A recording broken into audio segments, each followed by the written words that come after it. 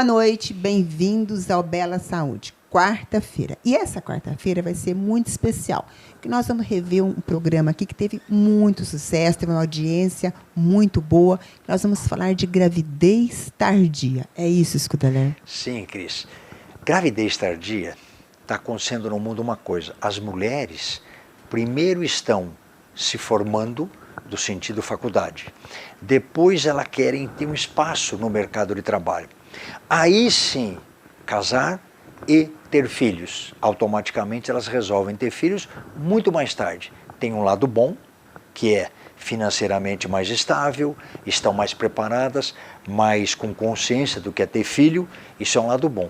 Mas tem um lado ruim, perigoso, que a gravidez desse tipo pode dar mais pressão alta, mais diabetes, eu posso ter mais síndrome de Down, outras doenças decorrentes dessa mulher mais velha, tardia, esse é o nome, após os 35, e engravidando. E quem são os médicos? Vem falar conosco o Dr. Abdala Lawande e a sua filha, que é médica ginecologista também, eu chamo ela de Nina Lawande. É a doutora Carolina Lawande.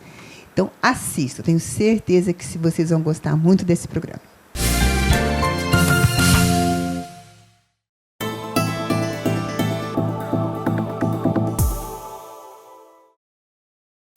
Saúde é seu plano, seu hospital. Mais segurança pra sua família, pra empresa, pra você. Toda tranquilidade de contar com mais recursos. Tudo que um bom plano pode oferecer. A Saúde é seu plano, seu hospital. A Saúde. Cuida bem, cuida mais. ANS 41649, dígito 5. Estamos de volta no Bela Saúde, recebendo aqui um pai e uma filha que de uma família muito querida, que eu e o Scudeler gostamos bastante. Amigos, muito amigos nossos, a gente sempre frequenta a casa deles, frequentam aqui. São pessoas muito queridas, né, Scudeler? Sim, Cris. Nós conhecemos eles há muitos anos. E a Nina, hoje doutora Carolina, conviveu muito com as nossas filhas. Então, criou um vínculo maior ainda. Hoje, a Nina, doutora Carolina, casada com o doutor Rafael, que já veio aqui no Bela Saúde também, um cirurgião plástico de Araraquara também, muito bem conceituado. Então, nós estamos hoje aqui com a família. Então, a gente vai dar boa noite. Vocês já são muito conhecidos, mas a gente gosta sempre de apresentar. Então, a gente vai dar boa noite para vocês se apresentarem para quem está em casa nos assistindo. Boa noite, Nina. Boa noite, doutora Carolina. Depois vou dar boa noite para o doutor Abdala. Boa noite, Cris. Boa noite, Cacá. Primeiramente, eu gostaria de agradecer esse convite maravilhoso de estar aqui hoje, ao lado de pessoas muito queridas, que, igual a Cris falou, nós convivemos há muito tempo, e eu tive a sorte imensa de estar ao lado da Cela e da Fer, que eu carrego sempre no meu coração, e eu queria dar parabéns ao novo vovô e à nova vovó, né, pelo nascimento do Pedro. O Pedro veio para alegrar muito a nossa vida, né, Scudeler? Nós estamos muito, muito felizes assim, de entrar nesse mundo dos avós. A gente está, assim, radiante. A Abdala já está há algum bom tempo nessa história. Abdala, gostaria que se apresentasse também. Boa noite, é um imenso prazer estar aqui com vocês, participando desse programa maravilhoso, junto com nossos amigos, né?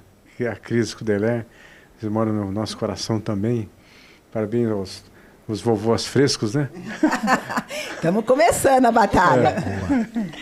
Mas é sempre um prazer imenso estar junto com vocês, estar presente. A doutora Abdala já é muito conhecida aqui na Matão, acho que não sei quantos partos já fez aqui do pessoal de Matão, uma pessoa muito conhecida. A Nina também já está muito conhecida, doutora Carolina, não vou esquecer. E hoje Fica à vontade, pode me chamar de Nina o tempo inteiro. Ponto. E qual que é o assunto hoje, Scudeler, que nós vamos conversar com os dois? E nós vamos falar de gravidez tardia. Isso surgiu na mídia há um tempo atrás. E ficou muita discussão, qual é a idade real que isso pode acontecer, o que não pode acontecer, e surgiram muitas dúvidas, perguntas de Instagram, perguntas de Facebook, então é um assunto que vale a pena a gente mostrar para o pessoal o que de real existe, o que é mito e o que é verdade. Então a gente vai ter que perguntar aí os dois, um entra no consenso, quem responde, um pode começar a responder, o outro pode complementar também. Sem dúvida. Isso vai ser bem... Como nós fazemos de pai para filho. O dia inteiro, O né? dia inteiro a gente dá um pitaco. Então, pro outro. então vamos continuar aquela rotina de vocês de consultório, de hospital, né? Vou perguntar, o que é considerado uma gravidez tardia? Quando que ela é considerada?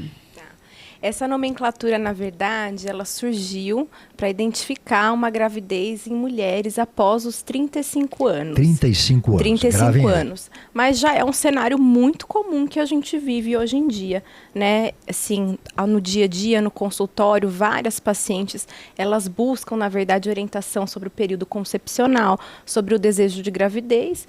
E, assim, pelo menos 50%, 60% do tempo, às vezes, com mais de 35 anos. E Abdala, o que levou a medicina, eu tenho uma resposta lógica, mas vem a tua aí, a dar uma alargada nessa hora, porque eu acho que antigamente, eu vou lembrar da minha formação, falava que alguém queria engravidar depois dos 35, o aconselhável era não.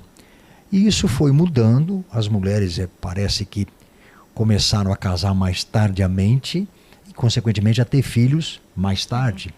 E a medicina alargou essa data de engravidar em função disso? Na realidade, Cacá, não houve esse alargamento, esse aumento nessa margem. Ainda se considera realmente a gravidez tardia acima dos 35 anos. Não se mudou essa faixa. Essa faixa, né? É que houve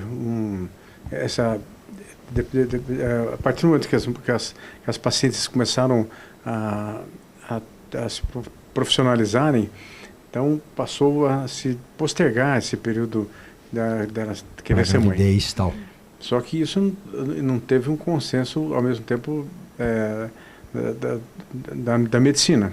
Então, se considera, a partir dos 35 anos, ainda tem os mesmos riscos, as mesmas desvantagens do que você ter a gravidez antes dos 35 anos. Então, ainda é recomendável uma gravidez antes dos 35? Sem dúvida. Eu acho que, assim, a grande questão é o contexto mundial da mulher, né? Que tudo isso mudou, o cenário.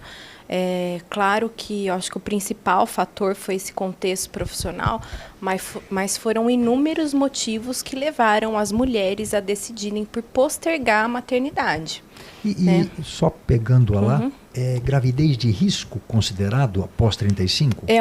É considerado sim uma gestação. Lá, gravidez de risco. A gente uma gestação que possui alguns riscos a mais e que devem ser considerados na hora de você orientar essa paciente, né, a ela quando ela vem buscar um médico ginecologista, obstetra com desejo de gestação após os 35 anos. Isso aumentou esse desejo após, mesmo sabendo que é uma gravidez de risco, é uma gravidez mais grave, aumentou essa procura após 35? Com certeza. A gente tem, na verdade, dados na literatura que na última década, né, a gente teve um aumento em 3 vezes do número de pacientes acima dos 30 anos buscando, na verdade, concepção, né, ou maternidade, e acima dos 35, um aumento de 6 a 7 vezes. Qual seria? Só para te dar um exemplo próprio, até eu estou com 32 anos de clínica. Até o ano passado eu tinha uma paciente que ela engravidou com 45 anos. Uma. Hoje, nesse ano, eu estou com 4 com 43 e umas 3 com 45. E aí, ela chega no consultório, fala, doutor, ou estou grávida, ou elas procuraram o doutor antes de querer a gravidez, ou elas já chegaram grávidas lá? Não, a maioria das vezes foi espontâneo. Foi espontâneo, elas também não esperavam? Não esperavam. Porque assim, não é fácil engravidar após os 40 anos de idade. Número de óvulos, então, né? É difícil. E foi espontâneo esses casos? Mas não sei porquê. Eu estou tentando entender até agora como teve essa avalanche de... Acho que juntou pandemia, mudou. Eu acho que eu fiquei pensando, será que a gente está ficando assim, melhor aporte proteico na nutrição, vacina, saneamento básico, a gente está vivendo mais. As pessoas começam, profissionalizam, formam e vão ter filhos mais tardiamente. Sim, pode ser, Cacá, exatamente. Algumas até arriscando pós-35. Sim, pode sim. pode ser. Hoje em dia é um contexto muito comum. E nós estamos falando 35, risco. Risco de quê? Quando a gente olha, né, para uma paciente acima de 35, vamos falar 40, 45 anos, do ponto de vista de saúde antes de engravidar, o que a gente se preocupa? Em relação à presença de outras doenças crônicas, comorbidades. Então, assim, as principais vão ser diabetes, hipertensão, tireoidopatias, né, que são disfunções da tireoide, doenças hematológicas. A prevalência disso, por exemplo, numa paciente acima dos 45 anos, é 3 vezes em relação a paciente de Muito 30 maior, anos. tá. Por exemplo, a gente espera que após os 40, 45 anos, uma paciente, mais ou menos, a cada 5 mulheres, elas apresentem pelo menos 2 comorbidades. Então, só de você sobrepor essas condições crônicas associadas a uma própria gestação, você já está elevando o risco da paciente. Isso a gente está falando do ponto de vista de saúde pré-concepcional. Além de, Antes de engravidar. Isso. Ué. Além dos riscos, né, e das orientações que a gente tem que fazer para paciente relacionado aos riscos obstétricos, aos riscos relacionados ao concepto, aos riscos principalmente relacionados a alterações genéticas, né, que são as cromossomopatias, principalmente as numéricas, em relação a não separação, não disjunção de cromossomos, que é o mais prevalente nessa faixa etária. Então tem muita coisa para ser discutida. Só para resumir, seria risco das doenças crônicas, tipo diabetes, pressão alta, tireoidopatia e tal. Aí nós temos risco maior de doenças cromossômicas, cromossomopatias mesmo com a idade. A gente está falando o quê? De uma má formação. Isso tudo vem principalmente de uma alteração genética que o óvulo da mulher carrega. Porque a gente não se preocupa apenas em número quando a gente fala em potencial reprodutivo. Claro que há uma queda ao longo dos anos, mas o principal para nós é qualidade. É o que a gente chama dentro da medicina reprodutiva de euploidia. Então, quando a gente vai passando os anos, por exemplo, aos 40 anos, 20% só dos nossos óvulos que a gente possui aos 40 anos, eles vão ser saudáveis do ponto de vista genético. Ou seja, 80% euploides. de fertilidade. 80% daquele pouco que a gente tem, eles vão ser alterados geneticamente. Então, a chance de, ao serem fecundados por um espermatozoide, gerar um embrião alterado geneticamente, que provavelmente, por exemplo, vai acabar tendo um aborto espontâneo, uma alteração genética mais para frente na gestação. Então, nós temos doenças genéticas e aborto espontâneo maior. Isso, exatamente. Acaba sendo bem maior por conta da qualidade genética. E nós estamos falando uma coisa, Cris, que está apertando, porque E fora isso também tem o fator da materno, né, Nina? Sim, sim. O organismo da mulher acima dos 40 anos, ela tem, assim, uma incidência maior de bioma, pólipo, uma formação uterina. Tem a parte anatômica também. Adenomiose. Adenomiose. Que não é a mesma... que propicia muito mais aborto, como nós estamos falando. Da mulher não está tão preparado como antes. Bom, nós estamos então falando de todos. Então, vou pedir para o doutor Abdala agora. Qual seria a idade ou a época ideal do ponto de vista anatômico, funcional, para uma mulher engravidar? Dos 18 aos 26 anos de idade. 24, 26, né, Nina? Assim, é o que a gente fala assim, idealmente, mas a questão é que o contexto mundial mudou essa faixa. Mas, assim, onde o organismo feminino está super preparado. Anatomicamente, hormonalmente falando? Né? Acho que até os 30 anos, assim, é uma faixa ideal para a gente considerar que ainda funciona. Da menstruação até os 30 anos, vamos falar assim. Mas a própria gestação em adolescente, ou seja, pós-menstruação, ela também possui seus riscos. Sim. E também seria, na verdade, não contraindicada, então mas não orientada. Seria o meio termo. Vamos supor, Curva uma de Gauss de gestação novo. dos 20 aos 30 anos seria uma faixa ideal. E aí o ideal também é você conversar com a paciente o número de filhos que ela deseja. Porque isso a gente tem que levar em consideração. Sim.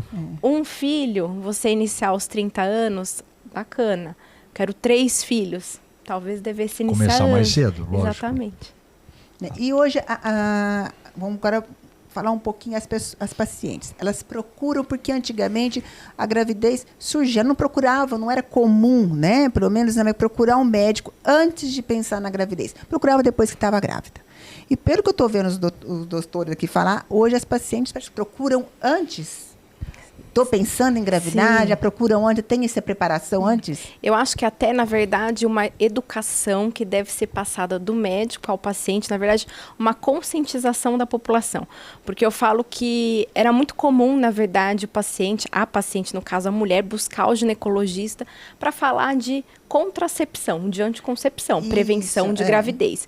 E aí discutia sobre isso, fazia a rotina ginecológica, mas pouco se falava sobre planejamento reprodutivo. Sim. E agora, como na verdade esse cenário está mudando, a gente está convivendo com várias mulheres que vão ao consultório, por exemplo, com 34, 35 anos, para falar de anticoncepção, a gente, como médico, tem a responsabilidade de orientar essa paciente exatamente sobre o planejamento reprodutivo. Porque até então, há muitos anos atrás, não há muitos, né, mas há pouco tempo atrás, acredito, a gente dava muito valor ao período concepcional, ao pré-natal. Então, a paciente engravidava, ela ia ao médico, ela parava de fumar, ela parava de consumir álcool. Mas depois que ela engravidava, né? Exatamente, fazer uma dieta mais adequada. Então, ela fazia as consultas frequentes do pré-natal, se dava muito valor àquele período. Hoje, quando a gente fala em planejamento reprodutivo, a gente fala de todo um período periconcepcional. O que é isso? Existe um período importantíssimo pré-concepção, que vai, na verdade, de 1 ano, mas principalmente os 90 dias que antecedem a gravidez. E a gente está falando, por exemplo, de alimentação, lifestyle, sono, estresse, suplementação, controle de comorbidades, por exemplo, diabetes, hipertensão, etc., orientação. Tireoide. Né, rotina ginecológica, cardiovascular, endocrinológica e etc. A gente tem um período da concepção em si, que a gente fala de gameta, que a gente fala de óvulo, que a gente fala de espermatozoide, que a gente fala, por exemplo, de fatores como embrião, endométrio, para as pacientes que estão sendo tratadas. E aí a gente pula para uma terceira etapa, que é o período da gravidez em si, onde a gente fala do concepto, do bebê. O comum era ir direto para a terceira etapa. Exatamente. Né? Então, hoje Sem a gente controle nenhum. Tem que dar muito valor para todas essas fases, por conta da epigenética, que aí é outra história. E antigamente, acho que se engravidava mais cedo, né? Além de se engravidar mais cedo, as mulheres tinham mais filhos. Então, era muito comum o paciente gestar 6, 7 vezes, tinha 3 perdas e sobreviviam 4. Isso aí. Quantas, assim, eu sou mais velho, né? Mas era muito comum. As pacientes tinham vários filhos, né? E então, hoje não, hoje já mudou bastante. Hoje você quer ter 1 ou 2 filhos no seu pós-doc, quando você estiver com 38 anos de idade, quando você ter sua casa, seu carro. Sim, né? Você já teve hoje que temos um planejamento familiar, monetário, né? Hoje tem esse planejamento. Mas eu acho, doutora Abdala, que, como você diz, você não que é mais velho, mas é mais antigo na medicina do que a Nina. Então, acho que mudou esse conceito também. Sem Antigamente, dúvida. As pessoas, as mulheres já procuravam o seu consultório no começo da sua carreira, já gravidinhas, né? Hoje elas procuram... Exatamente, não tinha toda essa esse planejamento, tudo isso. Mas vamos pensar assim, ó. A pessoa foi porque não está conseguindo engravidar. Uhum. Quais seriam os tratamentos para engravidar? Aí eu acho que eu posso falar um pouquinho sobre isso. Na verdade, primeiro, assim, é tentar entender, né, o contexto daquela paciente, que fase da vida que ela está, porque cada, na verdade, indivíduo vai ter sua história, a gente tem que respeitar isso. Mas quando a paciente ela já tem 35 anos, a gente antecipa um pouco a realização desses exames de avaliação, né, de por que talvez mais presta, né? Exatamente, por que talvez não esteja dando certo esse planejamento concepcional. E através dos exames, aí a gente vai conseguir ter o raciocínio de qual tratamento indicar. O professor tem um tempo, vamos supor, a pessoa casou, parou de tomar anticoncepcional, fazer outro método concepcional. Tem algum tempo de espera? Olha, não precisa procurar tão antes, quando tem um tempo de espera para não ficar aquele nervoso, aquela angústia? Tem. A gente fala em 360 dias, né, que seria 1 ano, porque a gente tem na literatura que os casais que estão tentando engravidar e são saudáveis, Na verdade, a cada 100 casais, 20 vão engravidar por mês. A gente tem uma taxa de concepção natural de 20% mensal. Baixíssimo, então, por isso que a gente costuma falar que gravidez também é tempo. Às vezes a gente precisa dar um pouquinho de tempo. Porque dentro de um ano, a gente espera que desses 100 casais saudáveis, 80% vão engravidar naturalmente. Depois de um ano de tentativa, né, desprotegida, com coito frequente, enfim, desde que você não tenha suspeita de nenhuma outra alteração, aí seria bacana procurar um especialista, né, nessa parte de fertilidade e reprodução humana.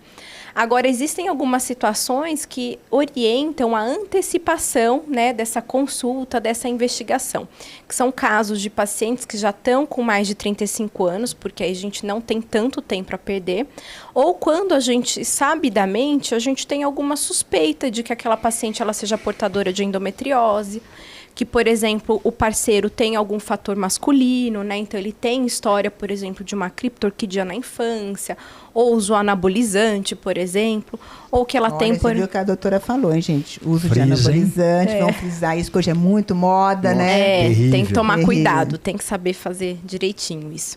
E algumas outras alterações, por exemplo, como uma suspeita de uma alteração tubária, uma alteração anatômica do útero, miomas, pólipos, antecedem a investigação por um período de 6 meses. Então, 6 meses de tentativa e não teve gestação espontânea natural, aí procurar um profissional. Então, para gravar, casou, normal, um tempo lá, se conheceu bem, 2 anos, 3 anos, queremos engravidar.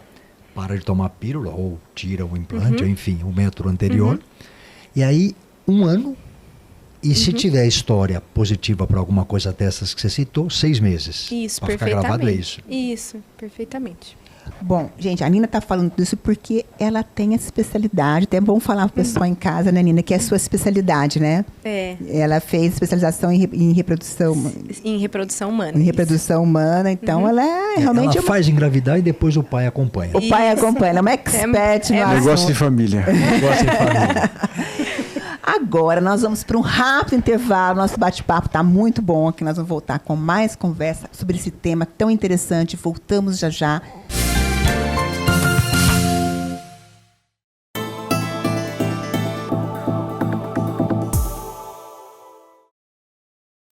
Saúde é seu plano, seu hospital.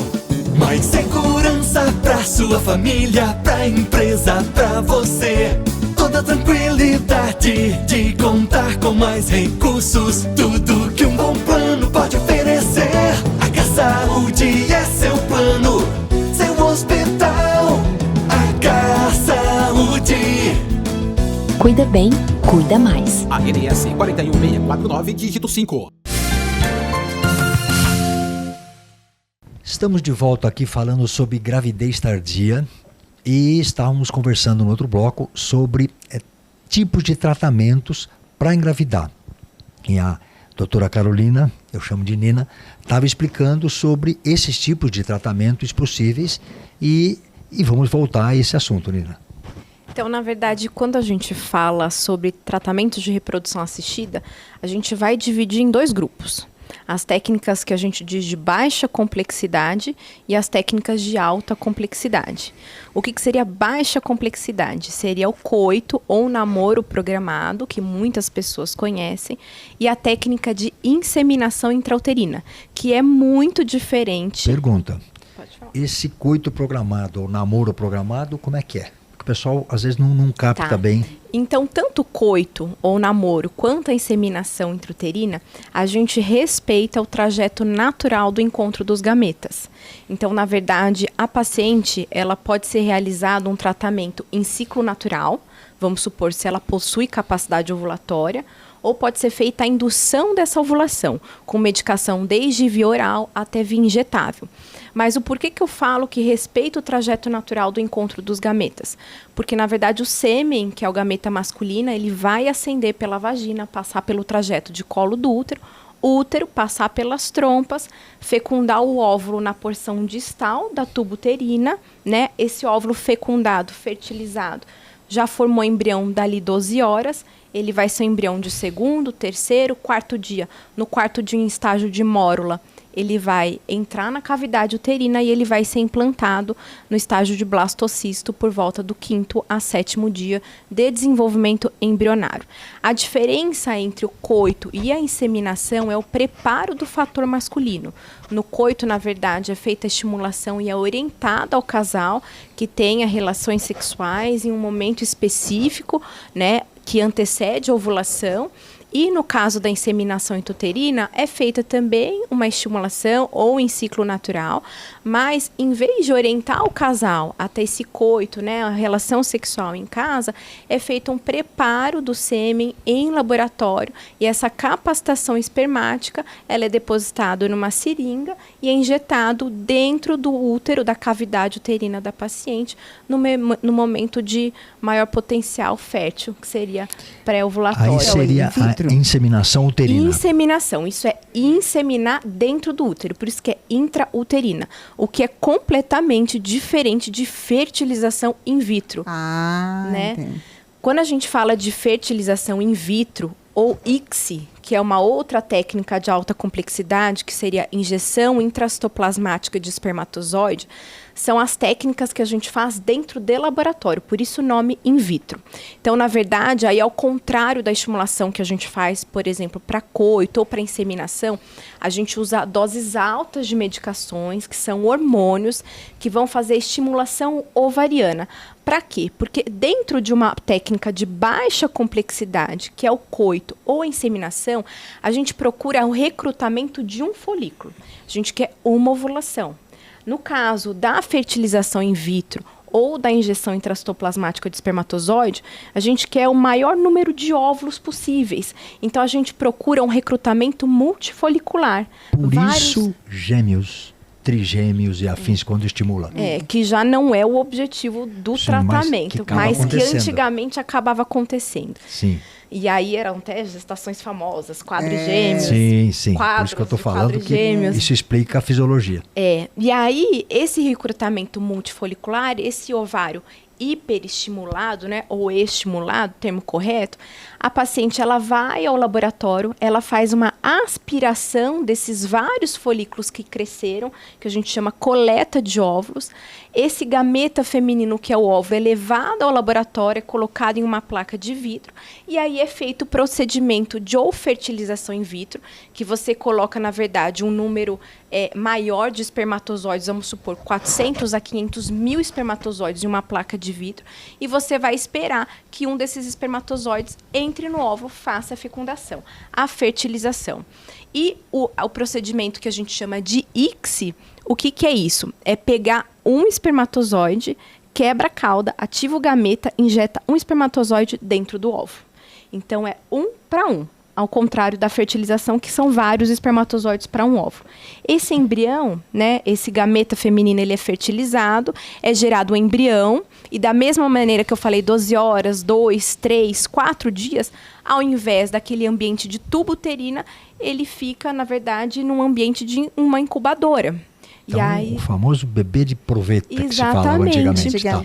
E aí depois esse embrião ele é transferido no útero da mamãe futura. Quantos dias depois? Depende do laboratório, depende do caso de cada paciente. Hoje a tendência são as transferências em blastocisto, que são embriões mais desenvolvidos de 5º ao 7º dia de desenvolvimento. 5º ao 7º dia que vai para o útero. Ô Nina, e doutora Carolina, toda hora vou me corrigindo aqui, ó.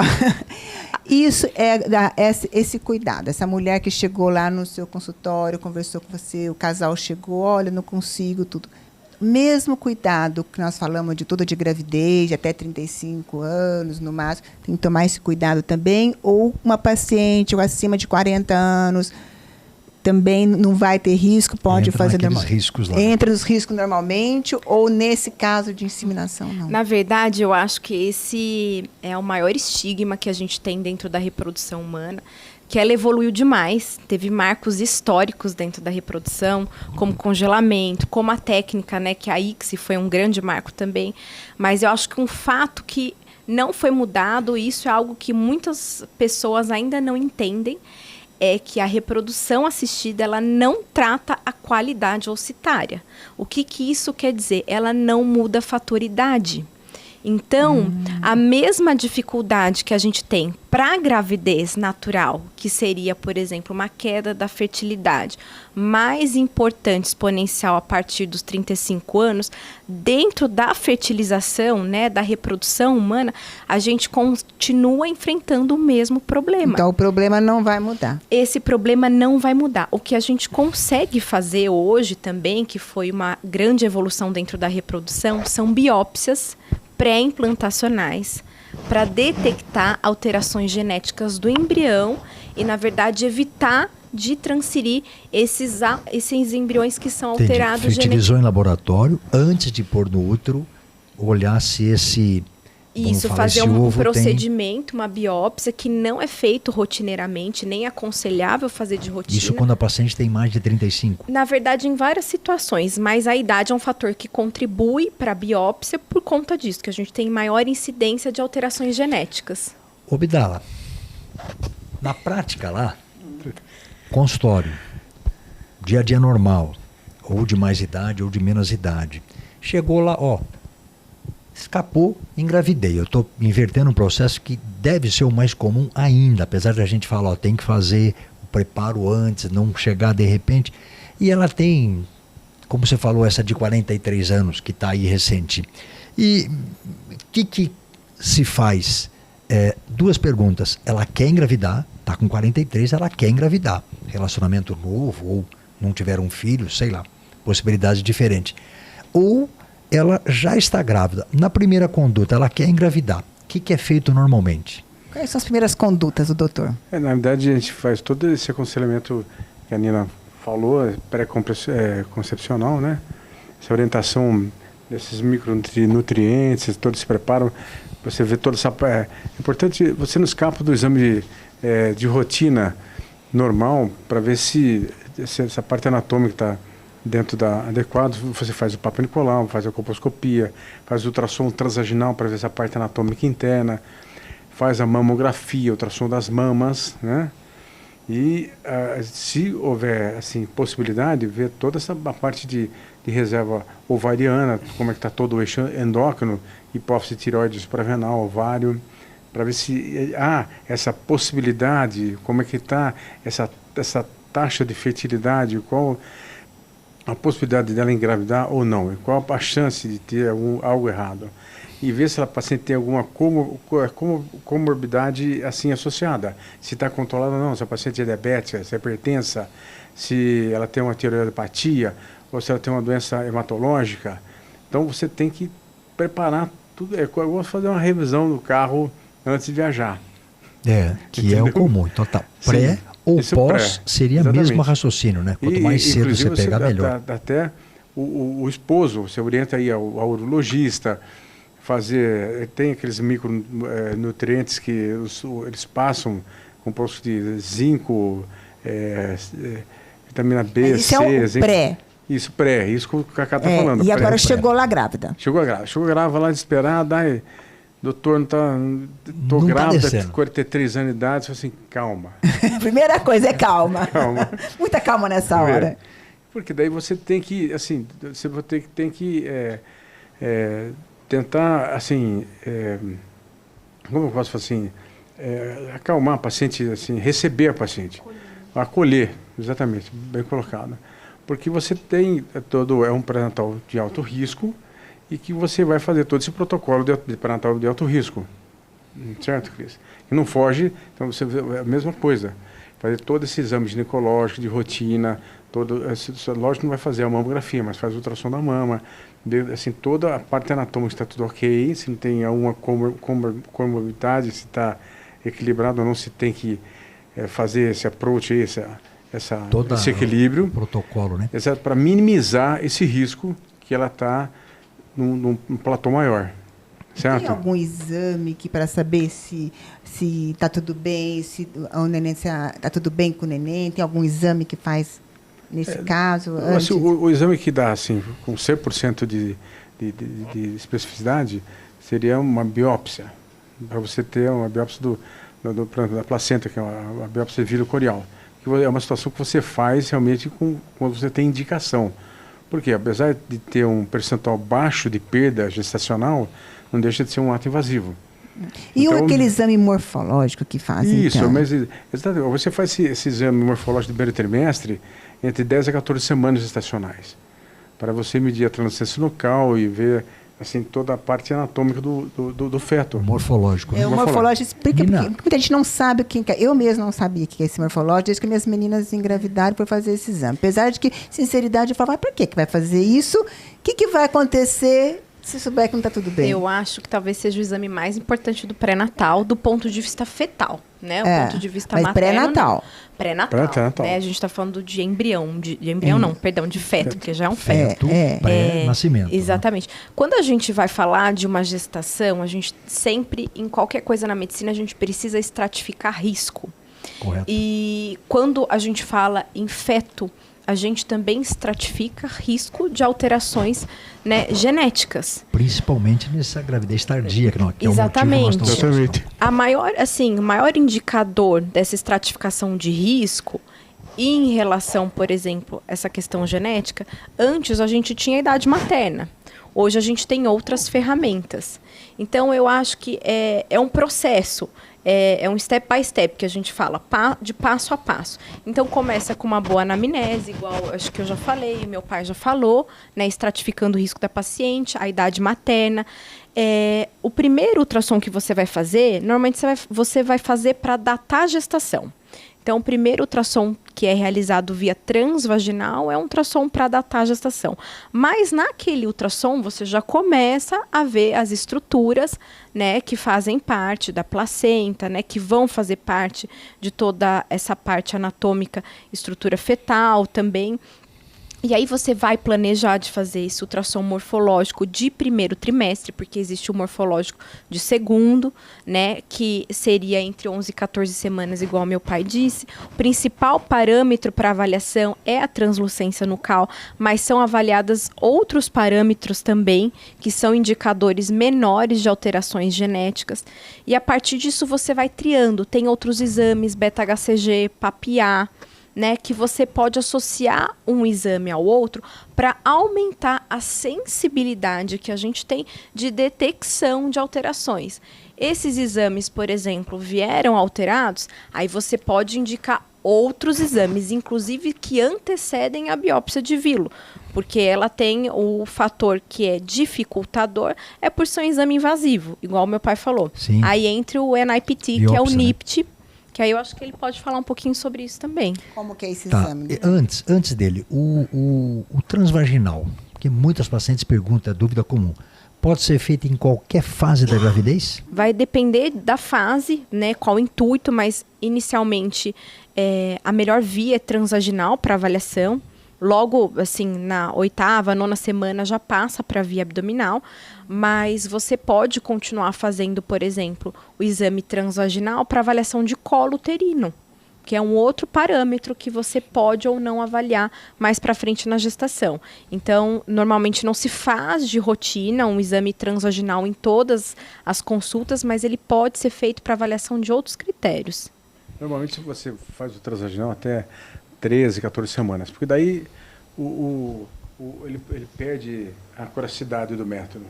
Você não tem tanto foco, o transdutor, você não consegue ter uma varredura abrangente, ele é mais limitado.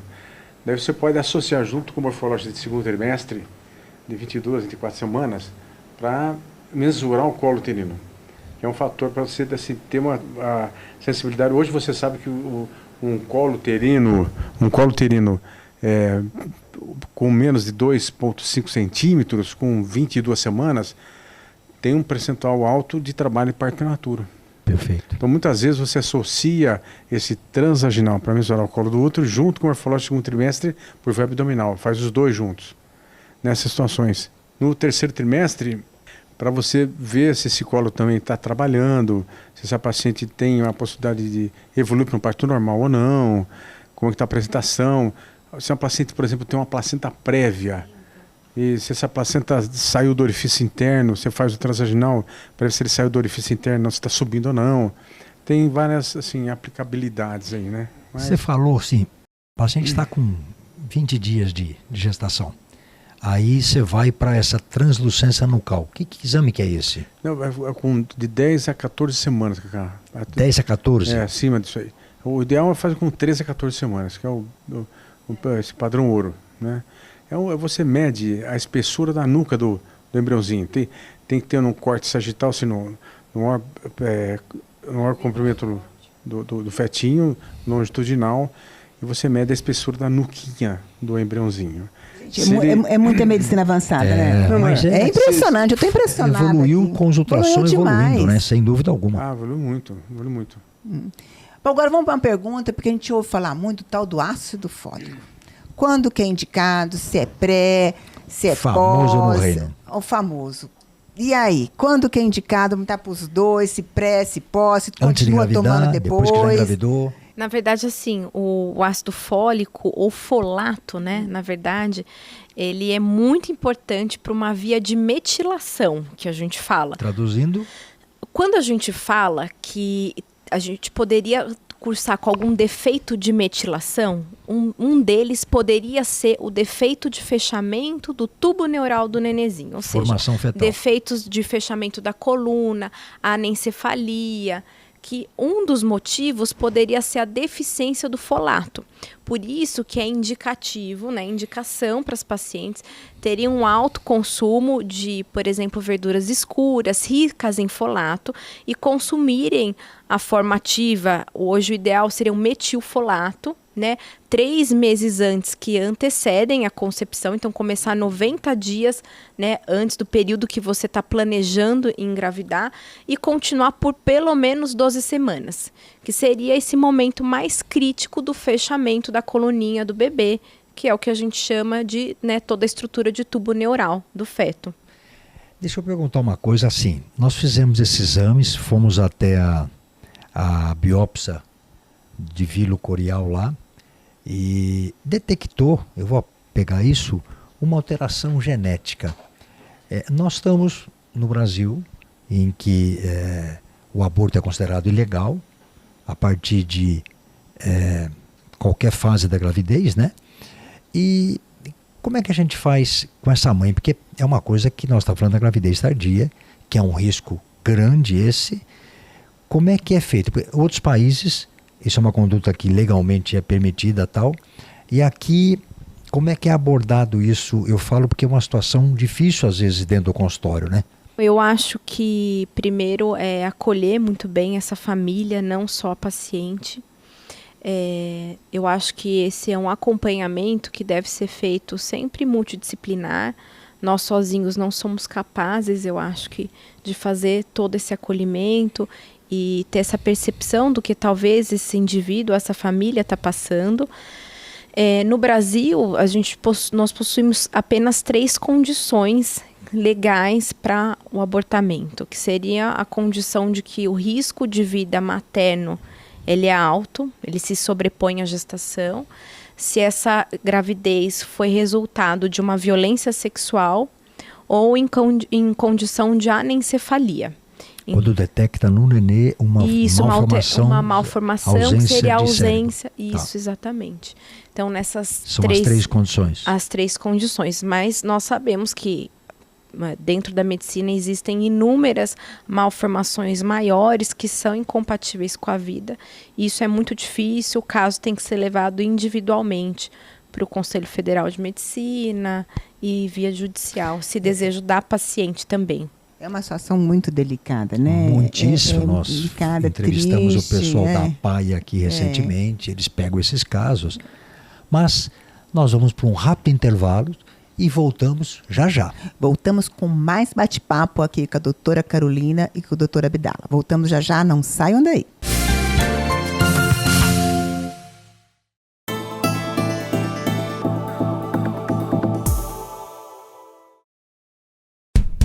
Laboratório São Francisco. Confiança e credibilidade em diagnósticos laboratoriais. Tem como política da qualidade prover soluções cada vez mais completas e integradas para a gestão da saúde e o bem-estar das pessoas, prezando pela qualidade no atendimento e com a mais avançada tecnologia e gestão laboratorial, garantindo melhor e mais seguro serviço em análises clínicas. Laboratório São Francisco. Excelência em diagnósticos laboratoriais.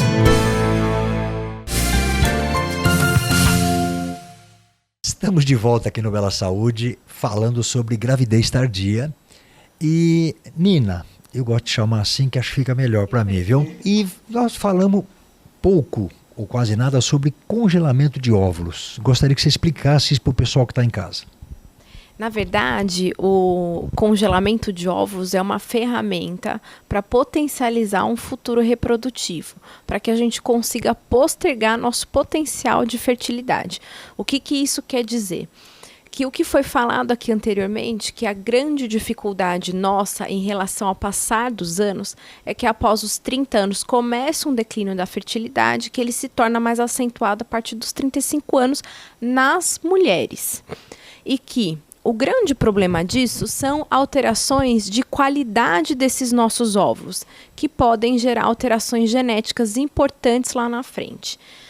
Para a gente poder, talvez, tentar desviar desse caminho, uma estratégia muito interessante, que eu acho que tem sido cada vez mais abrangida, ainda cara do ponto de vista financeiro mais acessível, seria congelar os óvulos quando a mulher ela é mais jovem, para que num momento reprodutivo lá na frente, que talvez a qualidade e números já não sejam tão positivos, que ela consiga usar essa ferramenta para estender o potencial reprodutivo dela, para conseguir engravidar.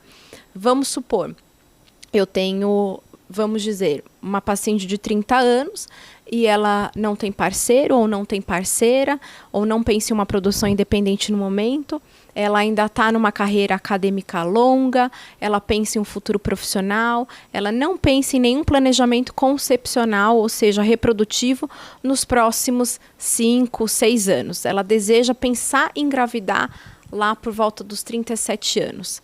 Como a gente sabe que a gente poderia enfrentar grandes dificuldades, mais ou menos aos 37, 38, 39 anos, essa paciente ela poderia congelar os óvulos dela aos 30 anos, para que, por exemplo, aos 36, 37 anos, quando ela tivesse em uma situação mais confortável da vida dela, que ela estivesse mais decidida, ela poderia usar o gameta feminino com a mesma qualidade de uma mulher de 30 anos. Eu queria conferir para ela um resultado, uma chance de sucesso de uma mulher de 30 e não de 36, que seria bem menor do que uma mulher de 30 anos. Ô Nina, custo disso? Então, vai depender, na verdade, aqui no Brasil, da região, eu falo de clínica, se essa, por exemplo, essa paciente, ela deseja ser ovodoadora, se ela decidir, por exemplo, contribuir para uma ovodoação, ela pode ter redução dos custos dela. Então, tem várias estratégias. Eu acho que falar em custo financeiro é difícil, né? Porque eu acho que cada clínica vai ter o seu custo, mas dificilmente um congelamento de óvulos ele vai sair por menos do que 6, 7 mil reais. Tá, e quanto tempo pagou esse valor? E fica uma mensalidade, alguma coisa assim? Existem, na verdade, anuidades, trimestralidades. Quanto maior o período que você paga, fica mais em conta, né? Eu acho que é importante de lembrar do congelamento de óvulos é que é uma estratégia, não é uma garantia. Então, muitas mulheres acreditam que, congelei meu óvulo, pronto, eu posso engravidar a hora que eu quiser, eu vou ter meu filho a hora que eu quiser. E, claro, se Deus quiser, sim, mas não é uma garantia de uma gravidez. Ótimo. Mas sim, com certeza, ajuda e muito, e contribui muito positivamente, até, eu falo, para a saúde mental das mulheres, né? Nosso bate-papo sobre esse assunto está muito gostoso aqui, mas nós temos um tempo. E eu não posso deixar de aproveitar a presença aqui do Dr. Abdala, que é mastologista aqui da nossa região, para falar sobre o Outubro Rosa, porque nós estamos começando o mês de outubro. Outubro Rosa. O doutor Abdala está até com a camisa rosa. Ó, ele veio até de camisa rosa. Ó, característica. Falar sobre um pouquinho sobre o Outubro Rosa, a importância das mulheres nessa época do ano, não só nessa época, mas dessa... Na vida inteira, né? Na vida toda, mas a importância que é o Outubro Rosa. Na verdade, sim, o câncer de mama, infelizmente, é uma doença de grande prevalência no nosso país, no mundo também, né? Conforme nós estamos ficando mais velhos, né, a incidência aumenta mais ainda. E hoje, os exames subsidiários que você faz para conseguir detectar o câncer de mama, principalmente a mamografia, você não consegue prevenir, mas você faz uma detecção precoce. E nessa detecção precoce você consegue 100% de cura. Então, daí a importância de se realizar a mamografia de rotina. E os métodos complementares, se houver necessidade, como o ultrassom na mama. Então, é de extrema importância porque o câncer de mama tem cura. Só que você tem que, assim, se ajudar. Tem que detectar antes, né? E graças a Deus, e isso, principalmente no estado de São Paulo, tem tido uma melhoria já nas condições de prevenção. Tá vendo, gente? Ótimo. Palavras do doutor Abdala. Olha, então vamos, esse mês de outubro, lembre você, faz exame, faz mamografia, não só em outubro, mas esse é o mês de fazer com que você lembre de se cuidar. A mulher que se cuida tem uma vida mais longa, como o doutor Abdala disse, não é preventivo. Mas detectou no início, tem cura, sim. Então, vamos aproveitar o mês de outubro. Prevenção e tratamento uma vez detectado. Queria agradecer muito a presença do papai e da filhinha aqui. É muito bom ter vocês aqui. Obrigado, vocês são os doces cocos. Não, vocês são demais. Espero que volte. A Nina, como disse, ficou muita coisa para você não falou. Para quem está preocupado em casa, um dizer final sobre essa história da gravidez tardia. Deixa você o seu recadinho. Seu pai falou do câncer, agora você vai falar. Já deixou o recado do Outubro Rosa, deixa o recado da gravidez tardia. Eu acho que, eu sempre falo para as minhas pacientes que o nosso ovário é um reflexo da nossa saúde. Então, antes de a gente pensar apenas em idade, a gente tem que se cuidar. Isso começa lá atrás, começa há 10 anos, há 5 anos, se ainda não aconteceu, começa hoje. Então, claro que isso inclui toda essa conscientização em relação ao Outubro Rosa. E em relação ao planejamento reprodutivo, conversa com o ginecologista, que é seu amigo, que você tem carinho, que você tem contato há tanto tempo, sobre o planejamento concepcional. Não deixa para muito depois. Nunca vai ter nada perfeito, né, esperando o momento do bebê. Importa é o amor de vocês, da sua família ou mesmo seu, se, por exemplo, você desejar uma produção independente. Então, eu desejo que as mulheres sejam muito felizes, se cuidem, se conscientizem, né? E eu gostaria de agradecer também estar aqui hoje. Foi uma delícia. Eu fiquei muito feliz com o convite inicialmente, mas estou mais feliz agora, depois, né, de receber tanto carinho, de estar aqui nesse bate-papo, que foi muito gostoso mesmo. Estou muito feliz e grata. Muito obrigada. Teremos outras vezes aqui nesse telefone. Teremos outras vezes. Olha, o Scudeler, ele gosta de terminar o programa. Então, termina o Bela Saúde, Scudeler. Termino. Que eu sempre falo, uma boa noite e que nós tenhamos uma semana abençoada. Boa noite, fique com Deus, até a próxima quarta-feira.